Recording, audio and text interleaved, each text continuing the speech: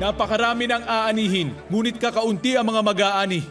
Idalangin natin sa Diyos na siyang may-ari ng mga aanihin, na magpadala siya ng mga taga-ani sa kanyang bukirin. Ama, magpadala kayo ng mga manggagawa upang mas marami kaming anihin. Humayo kayo, isinusugo ko kayong parang mga tupa sa gitna ng mga asong gubat. Huwag kayong magdala ng lalagyan ng pera. Huwag kayong magdadala ng balutan o kaya ng sandalyas. Huwag kayong tumigil upang bumati kanino man sa daan. Pagpasok nyo sa alinmang bahay, sabihin ninyo, maghari nawa ang kapayapaan sa bahay na ito. Kung maibigin sa kapayapaan ang nakatira doon, tatanggapin nila ang panalangin ninyo ng inyong kapayapaan. Ngunit kung hindi naman, babalik sa inyo ang inyong pagbabasbas. Pagpasok nyo sa isang bahay at tinanggap kayo, kainin nyo ang anumang ihain sa inyo. Pagalingin nyo ang may sakit doon.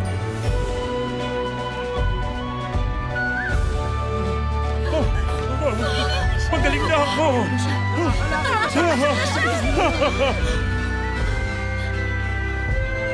At sabihin ninyo, malapit na sa inyo ang kaharian ng Diyos.